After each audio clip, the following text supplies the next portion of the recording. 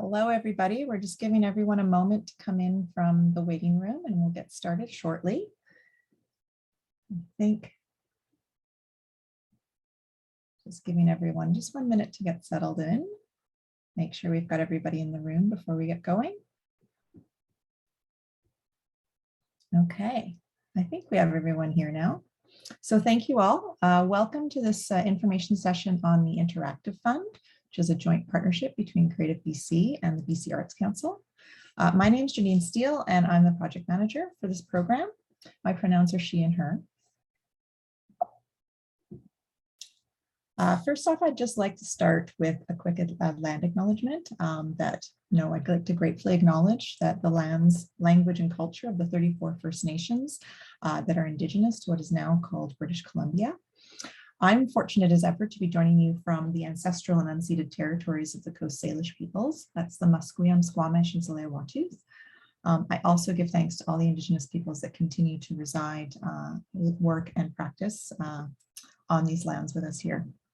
This is a new land acknowledgement that we are trying out. There's QR codes available on this one for you that you can use to explore the First Peoples map, which has a look in Indigenous language, arts, and heritage across the province. It's a self-governed, self-sovereignty map that they have put together themselves amongst nations and communities on how they want to kind of talk about how they are grouped together.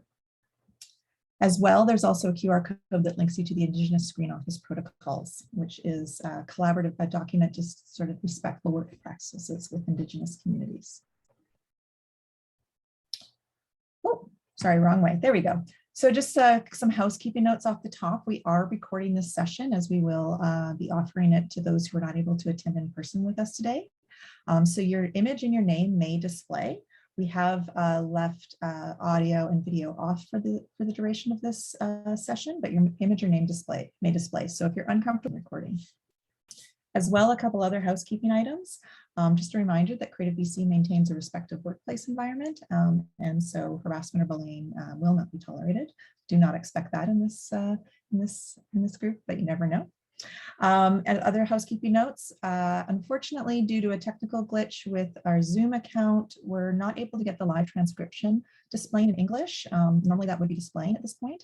So if you're someone who would benefit from live transcription and that's going to create a barrier for you staying with us today, we understand. And just ask you to reach out to us. We're happy to do a one-on-one session, or we will have other information sessions coming up where hopefully we'll have that technical issue resolved. So we do apologize for that glitch and let us know if that's something that impacts you and we can help you in another way. Also, just to let you know how the presentation is structured, we've broken our session up into sections today.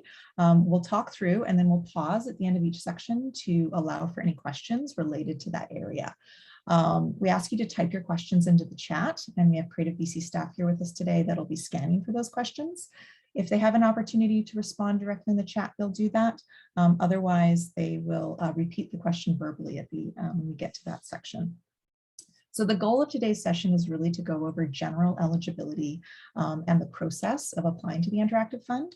So in the interest of time, if you have a question that's very specific to your project or to your situation, we ask that you email us directly, and we're happy to discuss that one-on-one after our session today.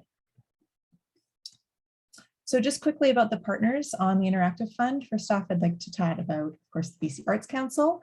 The BC Arts Council nurtures and supports arts and cultural activities in communities across British Columbia. If you've ever worked on, collaborated with, watched, or attended a cultural event, a program, or space in BC, chances are you've been touched by the impact of BC Arts Council's work. Their current strategic priorities include a specific focus on 4 areas: regional and community arts, Indigenous arts and culture, equity, diversity and access, and sustainability and creative development. We're so pleased to be able to partner with them for nearly a decade on this unique and one-of-a-kind program. And a little bit about Creative BC, if you're new to working with us, we are an independent society that's been created and supported by the province to sustain and help grow BC's creative industries. That includes the motion picture industry, interactive and digital media, music and sound recording, and magazine and book publishing. So we deliver a wide range of programs and services, the crux of which is really our funding programs. And our mandate really is to expand BC's creative economies. So a little bit about as well, again, there's been a lot of change over at the organization. So if you're, again, new to the funding programs, just wanted to give you some faces to names. This is your Creative BC team for all of your funding needs outside of music. I'm here today. I'm joined by several members of our team, including Robin Macabulos and Selena Cramond and Luann Neal. Luann, in fact, is so new that unfortunately we don't have a photo for her yet to add to this collage, but she's here with us as well. Robin will be the one in the chat, keeping an eye out for questions, and we'll be bringing those to the front when we get to that section. So what are we going to be chatting about today? We're doing a quick overview of the program. We'll talk about eligibility in the application process. And then we'll talk a little bit about the evaluation process, what that looks like, how we come to our decisions. And then for those successful recipients, what does commitment and contracting look like?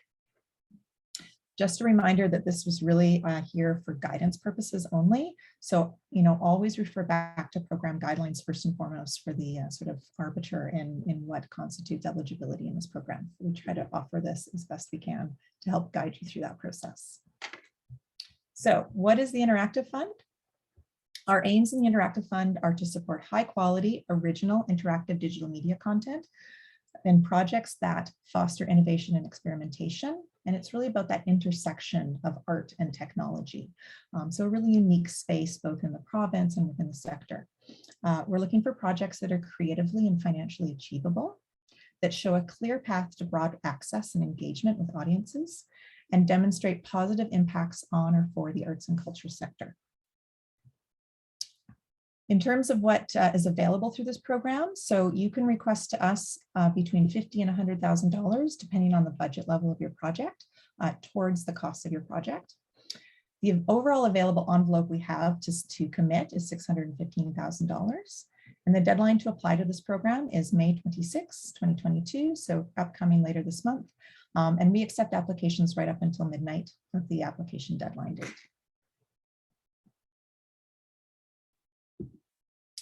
So this is a long-running program, and so I thought I'd just start really quickly with, what's changed from previous years. Now, not a ton has changed, but we have done a realignment of intent and language this year, really to meet the updated Arts Council mandates and priorities that I talked about.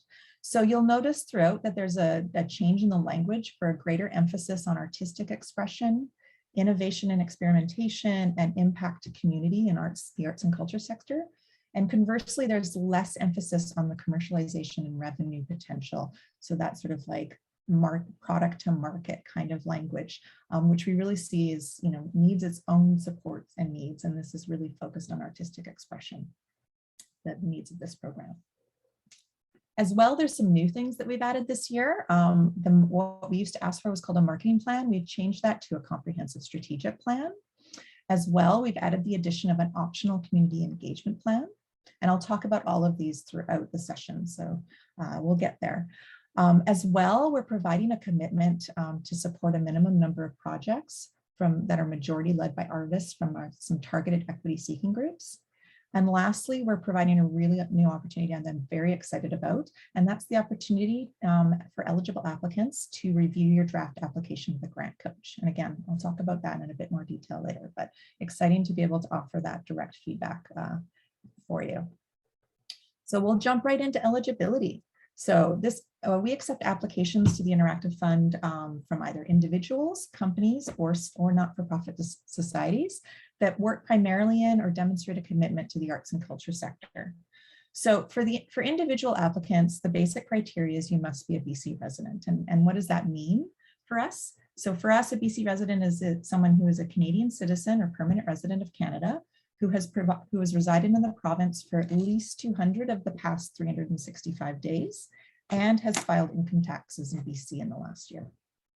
I know we're right around tax time, so if you were intending to get your taxes in for this year.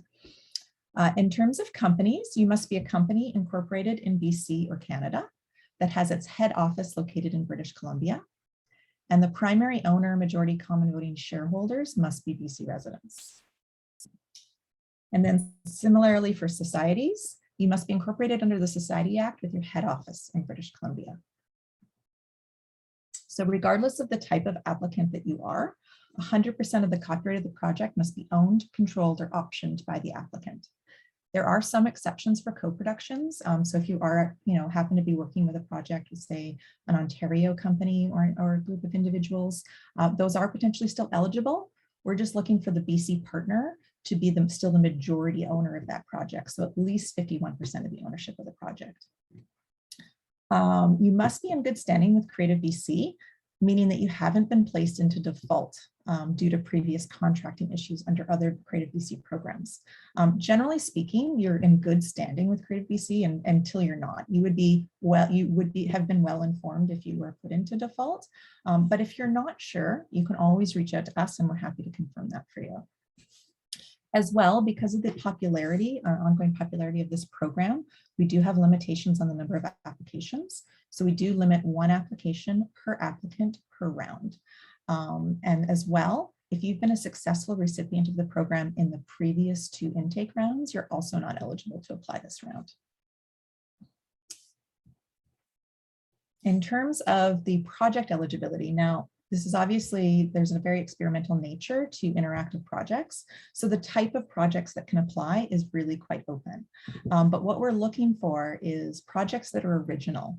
And so what we mean is that they are not a companion piece to a linear work, or that they're primarily for promotional purposes for another project. And keep in mind when we say original, we're still looking to support projects that might be based on an underlying IP that are clearly adaptations. It's different than a companion piece or promotional artwork. Projects that are primarily digital and with interactivity sort of central to the experience. It really needs to be rich and meaningful interactivity to qualify under this program. Projects can be entertaining, informative, or educational. They should have a strong narrative point of view or statement to make if they're non-narrative in its form. And they should be intended for release on a digital platform, network, or connected device. So that's going to be, obviously the internet connected device, mobile devices, might be a VR headset, or gaming systems or common platforms. Or it could be something that's going to be consumed in an exhibition or performance setting, such as a gallery, a museum, a theater, or a public space. So for those of you who are kind of new to this practice, new to this area, what do we mean by interactivity?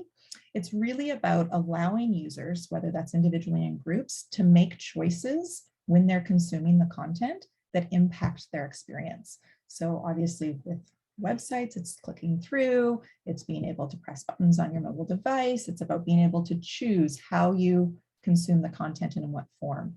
This is sort of a dictionary definition that we've got on the screen. It's about input and output, and they really affect each other. So it's about an engagement between you and the artwork. So that really has a very unique feel to it, that non-interactive media, that's really more about sit back and watch, or sit back and listen. This is really about leaning in and using. So websites and video games are 2 really common types of interactive media. So again, what are some examples of eligible project types? So that might look like a digital-based art installation, interactive or immersive theater presentations. It might be something that's location-based or public in a public space that's interactive in its installation or presentation. It might include websites, could include virtual reality or augmented reality experiences, could be applications for your mobile phones or tablet devices, as well as games, designed for any platform or gaming system. Now, keep in mind, this is not a definitive list. If you feel your project's innovative, experimental, and is, most importantly, interactive, and it meets the spirit and intent of our guidelines, then we very much encourage you to apply. This is, an ongoing, ever-evolving area. If you're looking for examples of sort of like what makes a good interactive project, certainly we encourage you to check out Creative BC website. You can look at past funding recipients from the Interactive Fund. As well, if you're familiar with the National Film Board of Canada, they've got a quite comprehensive catalog. They've been developing interactive works for dozens of years, and have over 100 works on their website under nfb.ca/interactive. And there's a number of film festivals that really act as catalysts or aggregators for around the world is sort of best in class. And that's things such as Tribeca Immersive. They've just announced their spring lineup, which is a really interesting group of projects. There's also Sundance, their past festivals are a great place to look, as well as IDFA Doc Lab. All areas to kind of see examples of kind of best-in-class, world-class interactive media works. So if that's what is eligible, what's not eligible project types? So this is really, again, not an exhaustive list, but just to give you a sense of where that line is of interactivity versus digital. So personal or corporate websites are not eligible. If you have video or audio content that's really intended primarily for streaming services or social platforms, so that's content for YouTube, Vimeo, Facebook, Spotify, it's not really eligible through this program. And as I mentioned before, any projects that are primarily intended to be convergent or companion work to a linear film or television project. So this is thinking about, something that would be included in your application to the CMF convergent stream, not really intended for this program, as opposed to if you had a complementary application to the CMF experimental stream, that would be something that, you would see applying through this program as well. Anything that's really intended to be corporate, promotional, industrial in its focus, or publicity stunts, things like that, things that are just meant to promote other work, not really the intention of this program. If you're proposing really about cataloging or compiling existing repurposed material to kind of put it online, not really the intention of this program. In the same vein, this is not intended for sort of digital ramp up or transformation plans for organizations. There are a number of other programs, both at the provincial and federal level, to support that type of work. This is really focused on that original content creation. And then lastly, you might have an idea for digital presentation or performance, but if it doesn't really have any interactivity between the audience and the presentation, not really intended for this program. So that might be, for example, live streaming of a play online. That would be an example of a digital presentation that's not really interactive. There's not an opportunity, as we say, for the audience to impact the experience. So what can you ask for from us in this project, for this program? Projects with a budget under $200,000 and under can request up to $50,000. If you have a project that has a budget of $200,000, more than $200,000, and you have at least $50,000 in confirmed cash financing at the time of your application, then you can request up to $100,000. And that confirmed cash financing can be company or producer investment. So keep in mind that we don't have a ton of money available in this program, so we will only fund likely a couple of projects at that $100,000 level. The majority of the projects we'll be able to support will be at that $50,000 level. At the $50,000 level, just keep in mind you don't have to have any other confirmed funding or outside investment at the time of application. Do keep in mind, of course, that any confirmed funding that you might have including cash investments, can benefit an application when it speaks to the viability and the support for your project and its ability to kind of realize its ambitions. So keep that in mind when you're putting your application together. Also, last thing to keep in mind, Creative BC may adjust requested amounts during the adjudication process in order to support as wide variety of projects as possible. So you may see a slight reduced commitment from your ask. We'll discuss that with all successful recipients when we get there. So what can you apply to do with this money? So you're going to be applying to do sort of any phase of work within the life cycle of an interactive project, from early research and development, proof of concepting or prototyping, all the way to completion of a delivery of a completed work. So the types of costs that can be eligible here can include things like market research, R&D costs, labor and personnel. That includes artist fees for you as the artist, design and development costs. So, the actual work of putting together that the digital delivery of the project, including hosting or server setups, any other technical or administrative expenses that might be related specific to the project. As well, any travel costs directly associated with building the project. So for example, if you need to collect original content, do some shooting for your piece, and you have to travel to a remote area to gather that can be included in your budget.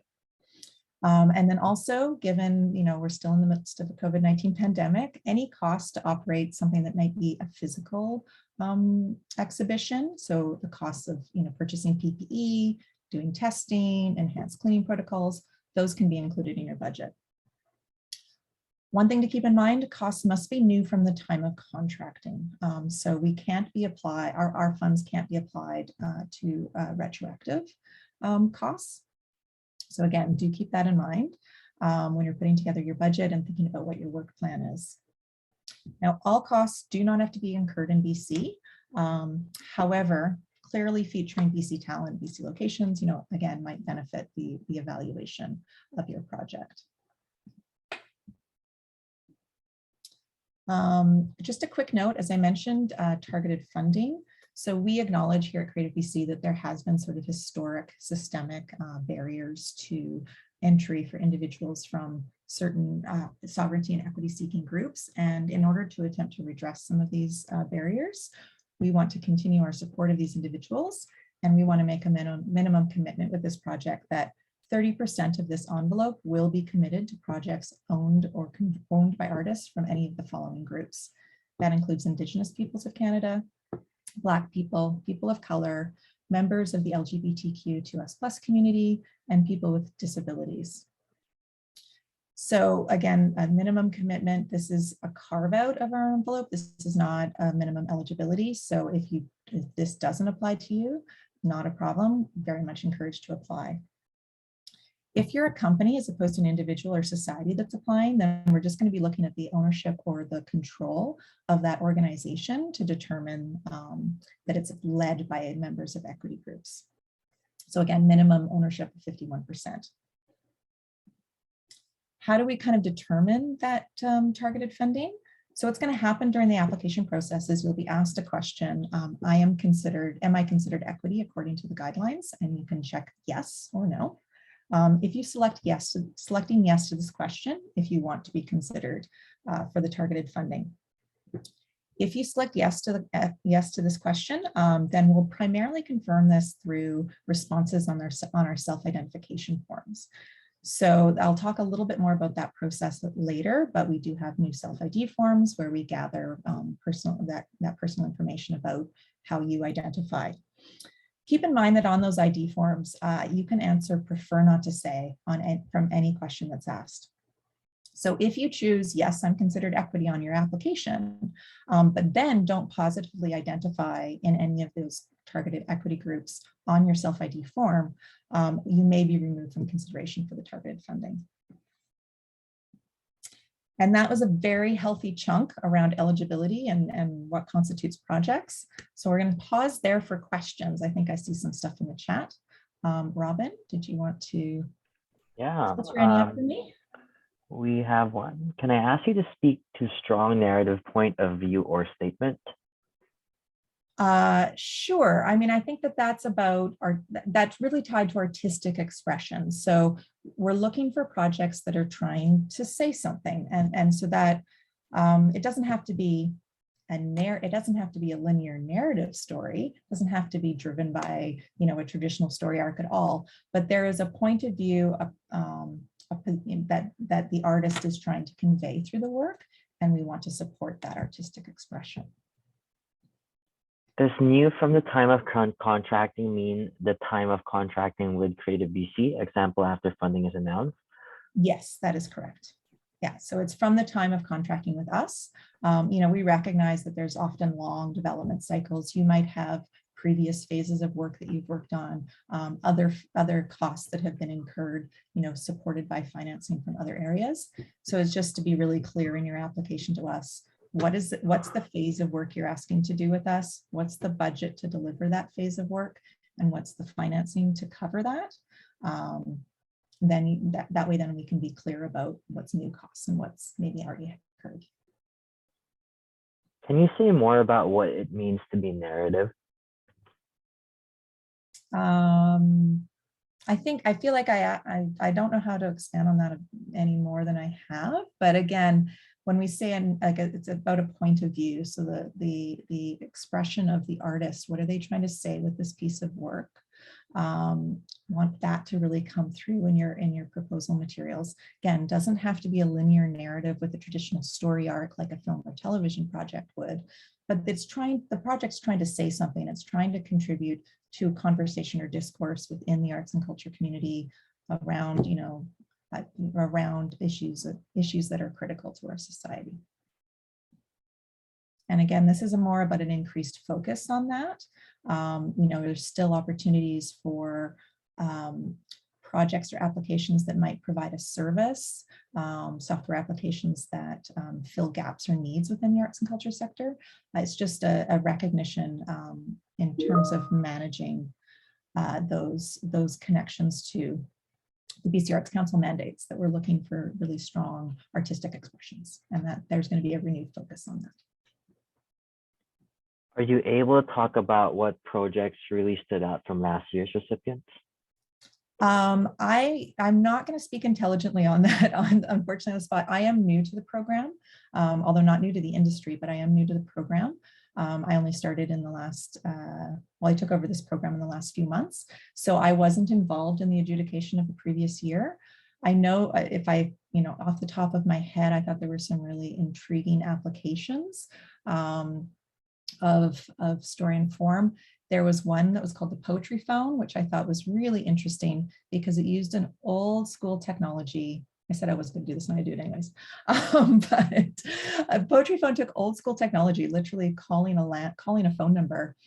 And when you did that, you could hear back different snippets of poetry from local Vancouver artists. And it was really about providing a place of connection, low barrier to entry connection between individuals and artists in the midst of the pandemic when we couldn't meet in person. So a really lovely old school application, I think, in a new space. We also supported a number of XR and VR focused works, especially those applications providing opportunities for audiences to engage more readily with virtual reality and augmented reality works. And I'll stop there, but there, different types of things. Like I said, you can look at all of the previous funding recipients on our website there's a funding programs, there's a funding recipients link, and then you can always Google the projects that were there to kind of see what's been supported in the past. Will you be providing feedback to projects that don't get funding? Yes, we can, on request, provide feedback to projects that don't receive funding. We know that this is historically a very popular program, heavily oversubscribed. And so, we want to do what we can to support applicants and hopefully being successful in future rounds.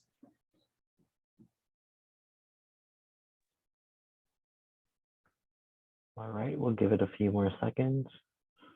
Great, good questions.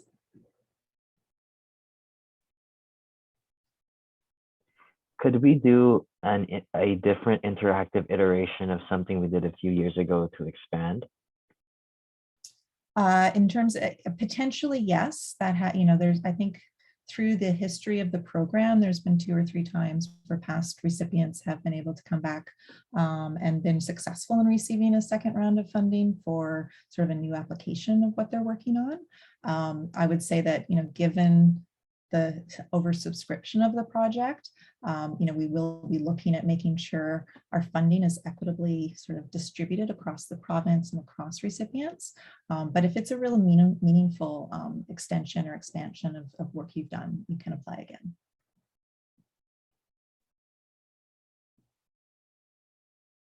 How does one pay oneself? Is there a stipend? In Canadian Council funding, there's a weekly stipend that is provided, but I didn't notice anything like this here.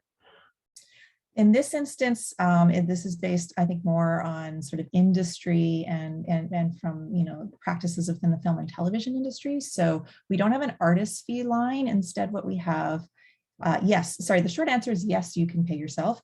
We don't do it as a stipend. It's done more as a line item that might be a flat fee or a contract based in your budget. There's a creative director line item, for example, and that's where I would encourage folks to essentially put that artist fee that you would want to pay yourself. We pay you either as a company or as an individual, and then it's your job to disperse those funds in order to complete the work. And that can include paying yourself a fee. And like I say, I put that in the creative director line item of our budget. One last question, Janine. Should a project have commercial potential? It can have commercial potential, and we'll talk a little bit more about that when we get to evaluation criteria.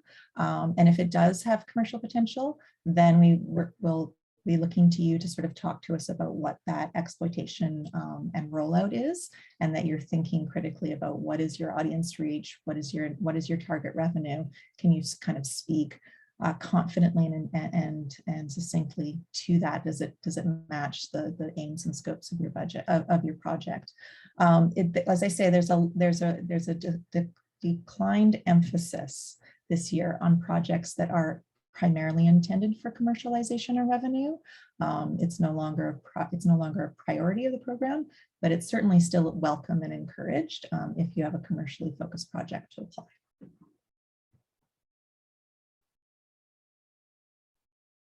I think that's it for this section. Okay, great. We'll keep going then. And there'll be a few more times that we can chat, we can stop for any more questions that come up. So next up, we're going to talk a bit about the application process and what that pathway to success looks like. So first off, we have a number of documents that we've tried to put together for you to support you in the process. We encourage you to review our full guidelines. There's an FAQ document on our website. We've published our evaluation criteria, so you can see how the panelists are going to be scoring your proposal so that you can make sure you're referencing that in your writing. You've also included an application checklist so that you can keep track of what you might have to gather in order to apply. And then lastly, we use an online submission form, which you can fully review in advance before you start entering information, so you can see how it's going to look in the submission materials. So we encourage you to look at all of those documentations, watch our info session, of course. You're going to gather the materials that you need, and then you're going to submit that online. And then lastly, after you hit submit, we ask you to help us by informing any of the key creative personnel to keep an eye out for our self-identification form. So I'll just talk about that process really quickly. This is a new sort of testing process for testing this year in order to collect self-identification information for you and your key personnel. In the past, the lead applicant was asked to enter this information on behalf of any members of their key personnel, which can be problematic, of course, because that's information that should be particular to the individual. So we've created a form so that folks can do that on their own. So within the application process, as the lead applicant, you'll be asked to provide us a list of all of your key personnel. That's folks that, in that lead artist, creative director role, producers, any developers, designers, technologists that you've got on your team. We'll ask you to submit their names, what their role is, and an email address for them. Once you hit submit on your application form, the system will send an email to all of those individuals asking them to fill out a self-ID form. The self-ID form is really about supporting us in our program delivery and seeing who we're supporting and where or not, so that we can put together sort of reliable data and information around applicants to our programs. We also, as I say, use that just to validate anyone who's asking to be considered an equity applicant. So we just ask you, as I say, to inform your key personnel that you've listed them and that they should look out for that email from us, because it comes from our online system. It often gets stuck by spam filters, and then nobody knows to submit it because they don't know to go to look for it. So they might have to dig for it a little bit. We do ask that the forms are submitted for all programs, for all projects. But always keep in mind, every individual can select prefer not to respond to all those questions. So no one has to disclose information they're not comfortable disclosing to us. And otherwise it's kept, as I say, completely confidential just for data and statistical purposes to support us in our program delivery. So what's involved in that application process? So we have an online submission form that looks a little bit like this. This might be for another program, but essentially similar layout. It's powered by a program called FormStack. You'll notice that throughout the files, there might be little asterisks next to the questions or the fields. Those are required fields, so you need to fill them in before you can submit. This form allows you to save at any time. There's a save button at the bottom of the screen. The first time you hit save, it will ask you to if for an email address, and it will send you a link to your form. That way, then you can take a break, come back to it, make drafts, revise. You can share with other members of your team for feedback. So quite useful as you're putting your application together. And you'll hit submit just on that final page. Keep in mind the form will notify you when you hit submit if there's any required fields that you didn't that were left blank. It won't let you submit it. Once you do hit submit, you should receive an email confirming that it was delivered along with a copy of all your submission materials. If you don't see that email, we just ask you to reach out to us because it's rare, but it's possible that the submission failed and we didn't actually receive it. So we want to make sure we catch that before the application period closes. So that's why we have the application checklist to help you gather everything you need. So reference that while you're looking at your submission form. In terms of what are those required materials, just to recap, some of the information you need falls into these key areas. We'll ask you for standard contact information about you as the applicant. We'll ask for standard information on your project, such as the project type, its intended distribution platform, a description of the work. We'll ask you for a copy of your budget and your proposed financing plan, information on yourself and your key personnel. We'll ask you for a project creative package / work plan. I know some of our documents, we refer to it as both, so they are the same thing. If you see creative package or work plan, same thing. We'll also ask for a strategic plan and a production schedule. There's also some optional materials. There's a community engagement plan. Again, I'll talk about that in a little bit more detail, or you can include a letter of support from community along with that. As well, you can include links to a demo or a proof of concept or teaser for this work. We ask for two links maximum. So this is really an opportunity for you to show off your previous work or sample work that you've put together for this project. You know, it's not required, but this is, of course, a visual and interactive medium. So video links can be useful to the panelists to help better understand the artistry of the applicant. We do ask you to avoid teasers or reels that are made up of inspirational footage or footage that isn't from work that you've completed. It's not as helpful in terms of ascertaining the strength of an applicant. And just, you know, in respect of the panelist time, we're looking at those, you know, ideally would be about 5 minutes per link. So I mentioned the community engagement plan. What is that? So this is really a community engagement plan is a newer process. It stems largely from best practices in the film and television industry around working with Indigenous subject matter and communities. And it really embraces a philosophy that goes, if it's about us, it should be by or with us. So there is the on-screen protocols documentation that's maintained by the Indigenous Screen Office. Highly recommend folks take a look through that. So really this is about how are you going to collaboratively and respectively work with underrepresented or vulnerable communities, or specifically dealing with Indigenous themes and subject matters, which ideally should be being created with Indigenous storytellers, since that's, you know, their sovereign right to their stories and their way of life. So it should really be with them. So while the community engagement plan primarily applies to projects, you know, dealing in Indigenous subjects, we also see it as an opportunity. And again, we're kind of piloting this, testing the application of engagement plans as an opportunity for applicants to talk to us about any sort of underrepresented or vulnerable communities they might be working with, or that the themes of their project are addressing. So it's very tailored and highly dependent. It is an optional document. It's not required. And it really, what's going to be in that is really going to vary from project to project. That engagement is going to depend on the knowledge of the team, what's happening with the project, and the communities involved. It's really a tool to help answer questions that might come up with the advisory panel members when they're looking at these types of subjects and themes, or the opportunity to shoot in communities, and really to say, okay, how are they approaching this potentially sensitive information or material? So it's asking you to think about, have you considered the impact of the work that you're going to be doing?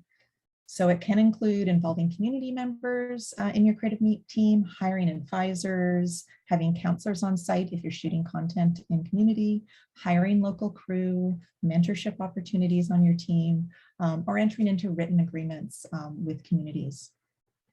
So if you're not sure if your project needs an engagement plan, again, don't hesitate to follow up with us, and we're happy to talk about what that means and whether it makes sense. It is an optional document. It just kind of helps to steer those conversations. In addition to the protocols document that the ISO maintains, the Black Screen Office, which is another advocacy and interest group at the federal level for the film and television industry, Black Screen Office, has developed a protocols document called Being Seen, which talks about best respectful practices with a number of other underrepresented communities and groups. So again, a great resource alongside the protocols document for how this might apply in your project. That's a long, I know it's a long, but it's an interesting piece, I think, as then we see as that becomes more sophisticated and people think about that. We also talk about budget and financing. So we do ask for a budget. You can use any existing budget template that you might already have. If you're looking for one, you're not sure what it should look like, we do have a template on our website we can use, although it's not required that you use ours. Just a couple notes here. Reminder that your total budget and your financing plan should match. So if you have a budget of $200,000, make sure that your financing sources also total $200,000. If you don't have Excel, this is an Excel document. You can open it up in Google Sheets, which is of course free online, and then you can modify it in there. And then you can export it as an Excel document or as a PDF in order to upload it to our site. So we don't want to require you to purchase Excel. There are workarounds to that. Another of our documents, what is a strategic plan? As I said, this is replacing what was, I think, formerly known as the marketing plan. So the strategic plan is really a hybrid document that's meant to cover the key aims, targets, goals, and objectives, or intended outcomes of your project. So why your project? Why now? Why is it going to be great? So this should include some audience information. So who's your audience and how do you plan to reach them? It should talk about your exhibition and distribution strategy. So how are you going to reach them? What forms, platforms, how is it going to get out into the world? Including if there's already partners that you might have for exhibition or distribution to make that happen. As well, this is where if you intend to commercialize, this is an opportunity to talk about your target revenues and viewership numbers. And again, we're looking for some validation that you've thought about the space in which your project is coming out. What are the comparables there? What is realistic and reasonable for the scope of your project and what's already out in the world? And it should also speak to the impacts of your project in the arts and culture sector, and specifically how it aligns with Arts Council strategic principles. So that you might not apply, all of these might not apply to your project, but it's good to reference them in your strategic plan. So again, just to recap, those strategic principles include sustainability and creative development, Indigenous arts and culture, equity, diversity, and access, and regional and community arts. So again, this is another opportunity. Feel free to reference comparable works, either to demonstrate how you think your project can deliver on your goals as related to similar projects that are out in the world, or how your project is unique and stands itself apart from what people might say, well, there's already a project like that. Talk about why yours is different and unique, and it's going to have a greater impact. And we'll stop there around application materials. Any questions, Robin? We'll give it a few seconds. Nothing yet right now. Okay, well, that's great. Very self-explanatory, the application question, I'm sure. I know it's a lot of documents. We try to be as succinct as possible in what we ask for, but it has proven, all these different elements proven very useful to making those decisions. Will there be a template for the community engagement plan? It's a good question. We don't have a template, and that's, like I say, it's really dependent on each program or each project and what the needs of that individual project are. So if you think you're a project that could benefit from an engagement plan, then again, feel free to reach out to me. I'm happy to talk about what we can talk a little bit about your project and then what might make sense to include in an engagement plan. It's really doesn't need to be more than a page or two max. It's really just an opportunity for you to say, I've thought about the issues and challenges of this project in terms of where it intersects with vulnerable communities, and this is how I'm going to deal with it. So it's not super specific. It's just an opportunity for you to express yourself in a different way and show that respect and collaboration. I already have a lot of immediate interest in my project. Would the strategic plan be where I talk about that interest? Yes, definitely. Yeah, the work plan, the creative plan work plan is really about, this is what my project is and how I'm going to realize it in terms of getting through the actual building of it. And then the strategic plan is, this is how it's going to get out and engage in the world and why that is unique and special.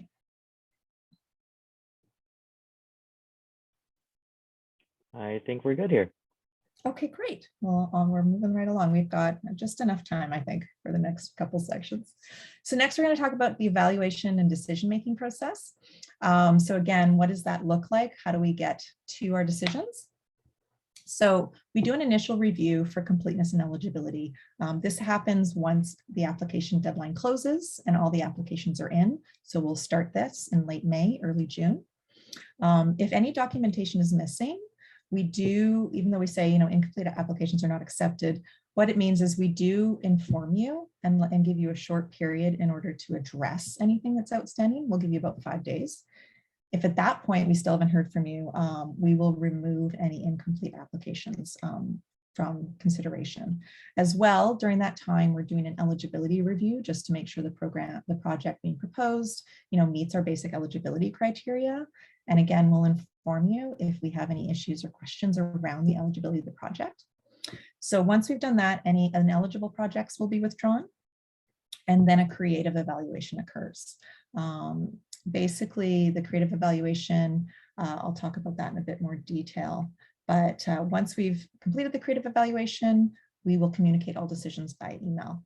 And how long does this take roughly? We anticipate needing 12 weeks to complete the review process. And this is again from the deadline date. So we're aiming to share our decisions in sort of late July, early August. So what does that creative evaluation look like? So this program, as I've mentioned, is, selective and competitive. It's been historically very popular. So we do take into several factors into account when evaluating projects. We look at the background, the track record or capacity of the applicant and their key creative team.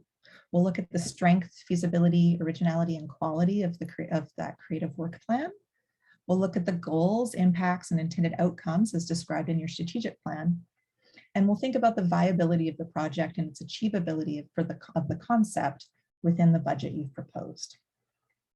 As well, we do have additional points that are awarded for representation of sovereignty-seeking or equity-seeking groups amongst your key creative team members. So even if the application is not considered an equity application, we do take into account you working with diverse team members. And as well, we also have additional points for other equity factors, such as gender parity, language, and regional representation. And again, a copy of this evaluation criteria is on our website. You can read through it in full detail. So how is that creative decision made? We have an evaluation that's conducted by a peer adjudication panel. We suspect we'll have up to 5 panel members, which will be engaged to review all of the applications that are received. These panelists will be artists and sector experts that represent a cross-section of the key demos of our province. So panelists review each application according to that evaluation matrix we posted and assign some initial scores. Then the entire panel meets to discuss the application's merits. And from that, we put forward a recommendation list to fund within the envelope that we have available. This recommendation list will ensure that our minimum commitment to support 30% equity-led projects is adhered to, as well as take into account a number of intersectional considerations, including gender parity and regional representation. Again, as I say, once this adjudication is complete, we will notify all applicants by email of those decisions. And as we said at that point, if unfortunately it's unsuccessful, you can request feedback after the application period's over. Once, say you're one of the successful recipients, congratulations. What comes next? So initial commitments, we will issue a commitment letter, but we still need to conduct a business affairs review. So we'll just want to verify any chain of title documentation, again, to try and keep the applications light. We haven't required it at the application stage, but we do need to verify it before we can contract, so that you own what you say you own. We'll also want to confirm any financing agreements in your financing plan and review any updates or changes to the work schedule. So successful recipients will not actually move to contract until this period's done. All that paperwork's in place and we've confirmed it. So keep that in mind. As well, once you're contracted, generally speaking, our contracts are drawn down with 2 drawdowns, usually and the deadlines will vary from project to project. They're sort of attached to the individual project's work schedule. As well, we often ask for a midterm interim report that in order to keep us abreast of any changes that happen in the program. And lastly, this isn't specifically related to contracting, but I wanted to talk a little bit in detail about our new offer, grant coaches. So this is again a recognition of the historical and systemic barriers that have been in place, that often the paperwork that's been involved is a barrier to successful grant applications in the province. And so we want to try and provide some opportunities to kind of equal that playing field. So if you're a member of any of our equity seeking groups that we've mentioned, or you're an applicant that's from the region outside of Vancouver, because that's another group that we've historically had very low applications from outside Vancouver, we want to try and encourage that. So if you're from either of those groups, you can apply, you can book a free 1-hour grant coaching session. They're really there to provide an opportunity to get direct feedback on your programs. Here at Creative BC, we're allowed to answer questions around eligibility, talk about the process, things to think about, but we can't actually review any writing that you've done, as that would be unfair to the process. So the grant coaches are here to fill that gap. So our grant coaches that we've identified are past recipients of the Interactive Fund, or they're sector experts that have many successful grant applications and writing under their belts. So for this round, I'm excited to present Paisley Smith, Walter Kwan, and Brett Gaylor as our grant coaches. Paisley and Brett are both multidisciplinary artists and innovators that have award-winning work across many industries, including XR, interactive and digital, as well as linear and film and television. And Walter, you may be familiar with already if you've come more from the Arts Council's world, but he is a former programs officer with BC Arts Council. So he understands well how grant materials translate or don't to juries. So you can book a session with anyone of your choosing on our website. Their full bios are available there for you to review first as well. So what's involved in the grant coaching process? So they can give you direct feedback to improve your application materials and increase your potential for success. The time is really yours with them to focus on any aspect of the application that you wish. And to get the most out of the session, we encourage you to fully review all the program materials, speak with us if you have questions around that eligibility, and have a draft of your materials ready to share with your coach. Times are available online. There's links on our website for any of the grant coaches. Times are available between May 5th and May 24th. So over the next couple of weeks to help you in pulling those applications together. And again, the bios and links are available on our website. There's a sign up link under after you click on more under each of their bios, there's a sign up link for each individual coach. So this is, again, a new thing that we're offering. We'll welcome any feedback on how that works and how accessible that is, but hopefully it's something that you can take advantage of. And that is the end of our session. Are there other questions? Yeah, so nothing really about contracting, but we have a question regarding diversity. So diversity-focused talent acquisition can be difficult for small teams/studios. Will you evaluate diversity efforts, processes, structure, and proven commitments, or are you just looking at numbers? Excellent question. I mean, I think it's an ever-evolving process. It is why, when it comes to the project makeup, that is about the members of your team that identify within that. Certainly, I think that it's important. It's good business practice. All of us should have equity and diversity commitments within our own organizations. And so if that's something, I think that's good if it's something that you can communicate. But part of this is really just about making sure we're being very consistent in how we're gathering information. And the fastest and easiest way to look at that is, of course, at team makeup and self-identification of those team members. But it is ever evolving. I think it's something we've talked about, especially in relation to societies and non-for-profits. It's a different sort of makeup. It's just not ownership based like a company is. So a company needs to be owned and controlled by equity members, because that's how, because the push and drive from equity advocacy groups is that they need to be the ones driving their stories, of course. So that it kind of comes from that. But for societies and nonprofits, definitely make sure you're letting us know if you have that's something that's ever evolving and changing because of your board of directors and your management team. So, let us know how that fits in with the focus of your program, and we'll certainly look at that. But when it comes to statistics, that's when we're looking at the team makeup for that. How many grants are typically issued by Creative BC for the interactive? It's generally been between 8 and 12, 8 and 15 each year. Like I say, we've got just over $600,000 to commit. So that would be 12 projects at $50,000, assuming a couple of them might be in the higher budget range. I'm assuming we might have between 8 and 11, 8 and 10 projects we'll be able to support this year. And it's been roughly the same every year that the program's been open.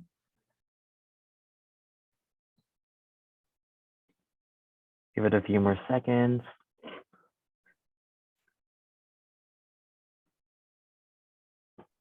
I think we're good here, Janine. Okie dokie. Well, thank you all very much for taking the time today to spend with us, for listening, for being interested in this program. It's an area close to my heart, so I really look forward to seeing the applications as they come in. If you have further questions, my email's on the screen. Do not hesitate to reach out. Please take advantage of the grant coaches as well. And we wish you all the success in pulling your applications together. Thank you again, and have a great afternoon.